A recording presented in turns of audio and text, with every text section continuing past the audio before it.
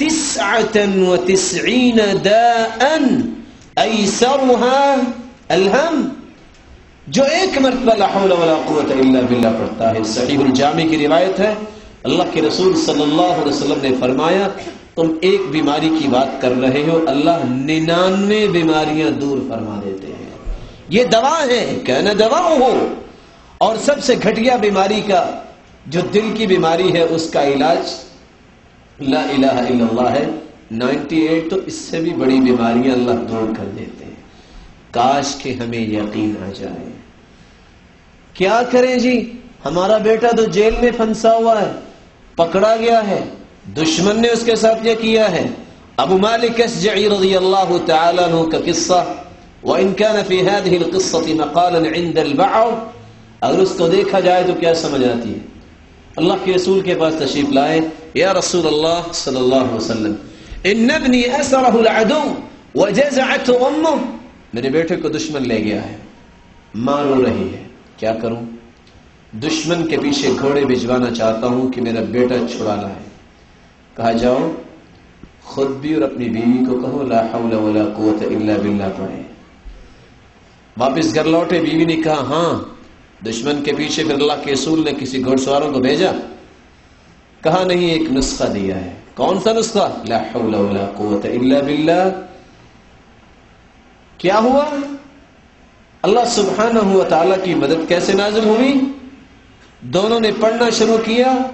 بیٹا اکیلا نہیں آیا، فاستاق ونم، دشمن کی بکریاں بھی ہانک کر گھر لے آیا.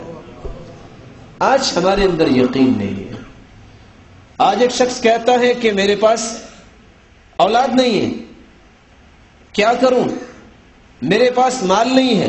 اللہ کے رسول صلی اللہ علیہ وسلم نے جب یہ فرما دیا ہے من لزم الاستغفار جعل اللہ له من كل هم فرجا ومن كل ضيق مخرجا ورزقه من حيث لا يحتسب. جو شخص استغفار کرتا ہے استغفر اللہ، اگر زیادہ یاد نہیں کر سکتا استغفر اللہ، اگر ہمت ہے استغفر اللہ ربی من كل ذنب واتوب الیہ، اگر اور کر سکتا ہے استغفر اللہ الذی لا الہ الا هو الحی القیوم واتوب الیہ. جو اس کو کثرت سے پڑھتا ہے اللہ ہر مصیبت کو خوشیوں میں بدل دیتے ہیں، ہر تنگی کو آسانیوں میں بدل دیتے ہیں، اور جہاں سے گمان نہیں ہوتا وہاں سے اللہ رزق دیتے ہیں.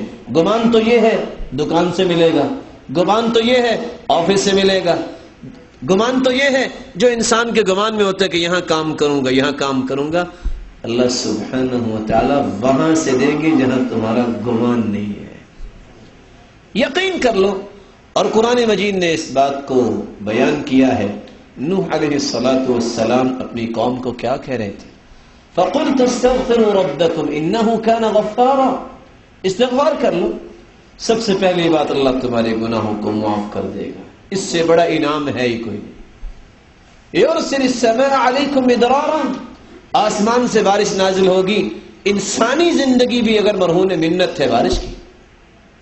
کائنات کی ایک ایک چیز جو اگتی ہے زمین سے بارش کی وجہ سے. یرسل السماء علیکم مدرارا وَيُمْدِدْكُمْ بِأَمْوَالٍ. تم کہتے ہو میرے پاس مال نہیں، یقین اگر آ جائے، اور اللہ کے رسول صلی اللہ علیہ وسلم کی بات میں سنا دوں یہ بار بار یقین میں کیوں کہہ رہا ہوں. فرمایا صلاح اول هذه الامه بالزهد واليقين ويهلك آخرها بالبخل والامل. اس امت کے پہلے لوگ اگر کامیاب ہوئے یقین اور زہد کی وجہ سے، اور اس امت کے آخری لوگ اگر ہلاک ہوں گے بخیلی اور لمبی امید کی وجہ سے. آج ہمیں لمبی امیدیں ہیں. تعجب کی بات یہ ہے کہ اللہ کے رسول صلی اللہ علیہ وسلم نے تو فرمایا کہ مجھے تو یہ پتا نہیں ہے کہ میں آنکھ بند کیے کھولوں گا کہ نہیں. آج پتہ نہیں کس لمبی امید پہ انسان بیٹھا ہے. چلو یہ آئندہ سال کام یہ کر لیں گے، چلو نماز شروع کر ہی لیں گے. اور میری بات کا غصہ نہ کیجیے گا، آپ میرے لیے بڑے محترم ہیں. چلو یار آئندہ سال شادی کے بعد داڑھی رکھ لیں گے. کس لمبی امید پہ بیٹھا ہے انسان؟ یا من بدنیا اشتغل وقد غرك طول الامل والموت یأتی بغتة والقبر صندوق العمل. آج تم نے دنیا کے لیے کیا کچھ نہیں کر لیا؟ کبھی سوچا کہ اللہ سبحانہ و تعالیٰ نے کر صرف اتنا پوچھ لیا کہ تیرا تو وضو مکمل نہیں تھا، تو کرو گے کیا؟ ہر شخص یہ جانتا ہے کہ وضو کے بغیر نماز نہیں ہوتی. اس شخص کا وضو کیسا ہے؟ ویسے میں بات یہ وضو کے پاس ہی کروں گا، اس کو تھوڑا سا آگے لیے چلتے ہیں، اس زبانی بات کو مکمل کر لے گا. نبی کریم صلی اللہ علیہ وسلم نے صحابی سعد کو بلایا کہ الا اخبرکم بشیء، تمہیں ایک بات کی خبر نہ دوں؟ جب تم میں سے کسی کو کوئی کرب، مصیبت، دکھ آئے، یہ کلمات پڑھ لے، لا الہ الا انت سبحانک انی کنت من الظالمین. اور آگے لفظ کیا ہے؟ لم يدع بها رجل قط الا استجاب اللہ له. زبان بھی کون سی ہے؟ وما ينطق عن الهوى. اللہ سبحانہ و تعالیٰ اپنے پیارے پیغمبر کی زبان اقدس سے یہ بیان کروا رہے ہیں، جس شخص نے بھی یہ دعا کی ہے کسی بھی مصیبت میں اللہ نے اس کی دعا کو ضرور قبول کیا ہے. یقین کر لینا چاہیے. آج کی قرض میں پریشان ہے تو علی رضی اللہ تعالیٰ عنہ کو اللہ کے رسول نے کیا فرمایا؟ میں تمہیں الا اعلمک کلمات لو کان علیک مثل جبل صیر او صغیر دینا اد اللہ عنک. اگر جبل صبیر جتنا بھی تجھ پہ قرض ہے، آخرت کی بات نہیں ہے، اللہ دنیا میں ہی ادا کروائیں گے تیرے ہاتھ سے. اللہم اکفنی بحلالک عن حرامک واغننی بفضلک عمن سواک. آج مسلمان کو ان باتوں میں یقین نہیں ہے. اگر یقین ہو تو یہ دنیاوی کام بہتر ہونے والی باتیں ہیں. انسان اپنی زبان کو حرکت دے، اللہ دنیا بہتر کر دیتا ہے. کتنی پریشانی ہے، اگر کسی سے گزارش کی جائے آپ اللہ کے رسول صلی اللہ علیہ وسلم پہ درود پڑھا کریں، کہتے جی یہ تو بڑا مشکل کام ہے. اللہ کے رسول صلی اللہ علیہ وسلم کے صحابی نے کیا کہا کہ اللہ کے رسول دعا کرتا ہوں، درود بھی پڑھتا ہوں. فرمایا اور درود پڑھا کرو. فرمایا آدھی دعا آدھا درود. فرمایا وَإِن زِدْتَ فَهُوَ خَيْرٌ لَكَ، اگر اور پڑھ لیں تو آپ کے لیے بہتر ہے. فرمایا اگر میں درود ہی پڑھتا رہوں تو؟ فرمایا اِذًا تُكْفَى هَمُّكَ وَيُغْفَرُ لَكَ ذَنبُكَ، پھر خوش ہو جا، تیرے گناہ بھی سارے معاف ہو جائیں گے اور دنیا کے سارے غم بھی اللہ دور فرما دیں گے. میرے معزز اور میرے پیارے بھائیوں، نیت سے بھی دنیا بھی بنتی ہے اور آخرت تو بنے گی. زبان سے دنیا بھی بنتی ہے اور آخرت تو بنے گی. عملی بات کو آئیے، سب سے پہلا کام ہم وضو کرتے ہیں. وضو کے بغیر نماز نہیں ہوتی. نبی کریم صلی اللہ علیہ وسلم نے فرمایا طہروا هذه الاجساد طہرکم اللہ، اپنے آپ کو پاک رکھا کرو، اللہ تمہیں پاک کرے. ما من عبد یبیت علی ذکر طاہرا، جو بندہ سوتے وقت وضو کر کے سوتا ہے، الا بات معه فی شعارہ ملک. آج بڑے بڑے چودھری لوگ اپنے باڈی گارڈ رکھتے ہیں، گن مین رکھتے ہیں، اور بس اوقات چور اور ڈاکو آئے نہ آئے یہی گھر کا صفایا کر جاتے ہیں، اور بس اوقات کوئی مارنے آئے نہ آئے یہی بک جاتے ہیں اور جان ختم کر دیتے ہیں. لیکن کائنات کا کوئی شخص یہ نہیں کہہ سکتا کہ کسی بھی حارس کو اس نے اپنے بستر پہ لٹایا ہو. لیکن جو شخص وضو کر کے سوتا ہے، اللہ کے رسول صلی اللہ علیہ وسلم فرماتے ہیں کہ اللہ کی طرف سے ایک نگران فرشتہ بات فی شعارہ ملک، رات گزارتا ہے تو اس کے شعار میں بستر میں، اور کیا کرتا ہے؟ لا ينقلب ساعة من الليل الا قال اللهم اغفر لعبدك فانه بات طاهرا. یہ تو سویا ہوا ہے، رات کی کوئی گھڑی ایسی نہیں ہوتی فرشتہ دعا کرتا ہے خالق و مالک یہ تیرا بندہ وضو کر کے سویا ہے، اس کے گناہوں کو معاف کر دے. نگرانی بھی. اور تعجب کی بات ہے، کسی عالم نے کیا خوب لکھا ہے کہ آج ایک شخص کہتا ہے میں رات کو اٹھا تو سفید آدمی ایک کھڑا ہوا تھا، میں ڈر کے اندر چلا گیا، واپس آیا تو نظر نہیں آیا. ضروری وہ چور ہی ہوگا؟ یہ نہیں آپ کہہ سکتے کہ وہ اللہ کی طرف سے فرشتہ بھی ہو سکتا ہے جو آپ کی نگرانی کے لیے آیا ہوا ہو. جب اللہ کے رسول صلی اللہ علیہ وسلم نے کہہ دیا ہے تو سچ ہے، وہ فرشتہ آتا ہے. اللہ سبحانہ و تعالیٰ اپنے بندہ مومن کی نگرانی کرواتا ہے، اس کی حفاظت کا بندوبست فرماتے ہیں، لیکن یہ وضو آج انسان نماز کے لیے بھی نہیں کرتا۔ اور آپ اس بات کو سنتے ہوئے تعجب کریں گے کہ بہت سارے لوگ یہ سمجھتے ہیں، بہت سارے ذمہ داران جنہوں نے حکومتیں سنبھالی ہوئی ہیں، ان کو یہ بھی پتہ نہیں کہ بازو یہاں تک دھونا ہے، یہ کلائی تک وضو ہو جاتا ہے۔ یہ اس وقت مجھے بھی سمجھ آئی جب اس شخص نے سوال کیا جس کے تحت پورا ایک صوبہ ہوتا ہے پولیس کا، کہتے جی جناب یہاں تک بازو دھونے سے وضو نہیں ہو جاتا؟ آپ تصور کیجئے، جبکہ صحیح الجامع کی روایت بتلاتی ہے ایک شخص کو حکم دیا گیا، اللہ کے رسول نے فرمایا پچھلی قوم میں سے اس کو کوڑے لگائے جائیں، 100 کوڑوں کا حکم دیا، وہ دعا کرتا رہا، ایک رہ گیا، جب ایک کوڑا اس کو لگایا گیا فامتلأ قبره نارا، اس کی قبر آگ سے بھر گئی، پوچھتا ہے علی ما ضربتمونی، مجھے کس لیے مار رہے ہو؟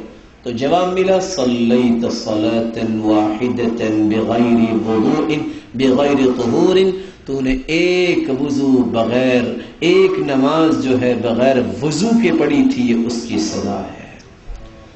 اور یہاں میں گزارش کرنا چاہوں گا، ایک نہیں 22 صحابہ اس بات کو جب نقل کرتے ہیں، ہر مومن کا یہ عقیدہ ہے کہ وضو کے بغیر نماز نہیں، وضو ناقص ہے تو نماز بھی ناقص ہے۔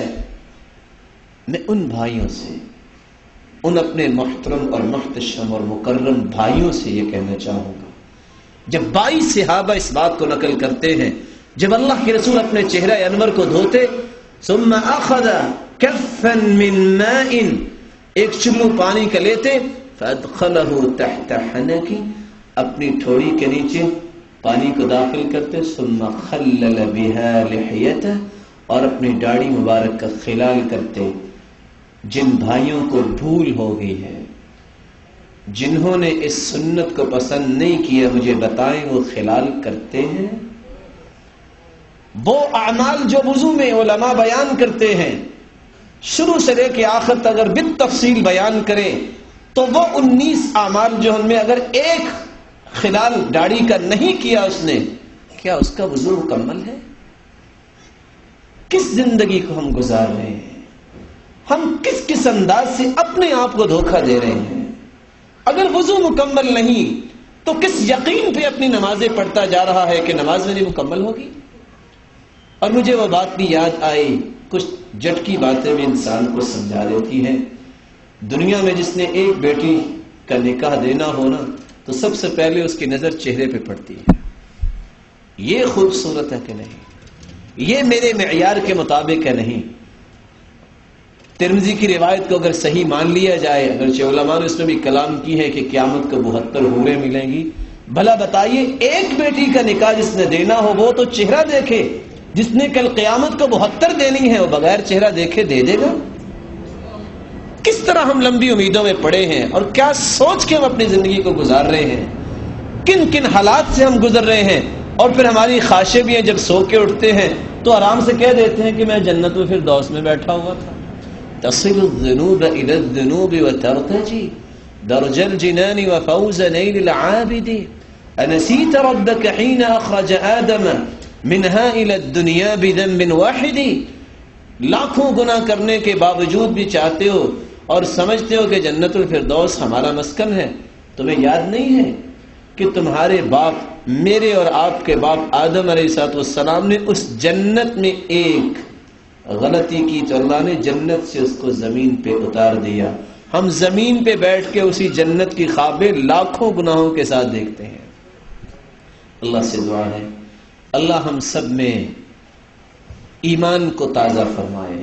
میرے معزز اور پیارے بھائیوں، ایک ضروری بات جس کو کر کے میں بات کو ختم کرتا ہوں، ویسے بہت سارے پہلو ہیں عبادت کے جن سے انسانی زندگی سنورتی ہے۔